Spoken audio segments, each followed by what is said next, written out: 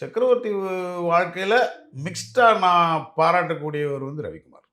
KS ரவிக்குமாரா? Yes, is a fantastic person.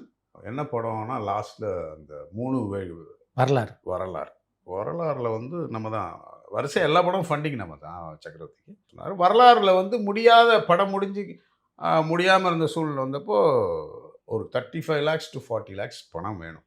அப்போ தான் இந்த படம் முடியும். அப்போ ரவிக்குமார் எல்லாரையும் கூப்பிட்டு டோட்டலாக அவர் எடுத்துக்கிட்டார். நான் தந்துடுவேன், யாரும் அங்கே கேட்கக்கூடாது. 48 hours ஷூட்டிங் கண்டினியூஸ், யாரும் வெளியில் போகக்கூடாது செட் அவுட் அப்படின்னு. இந்த 48 lakhs வந்து 40 lakhs invested by mister Ravikumar.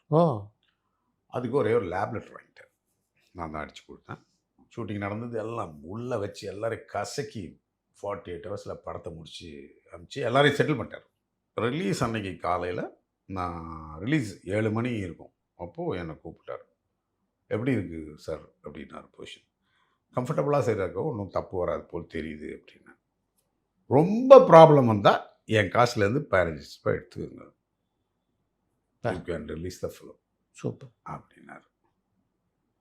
Sir இதெல்லாம் யாருமே சொல்ல மாட்டாங்க, நீங்கள் சொல்கிறீங்க அப்படின்னு. இல்லை படம் நம்ம படம் சார், எப்படி விட்டுற முடியும்?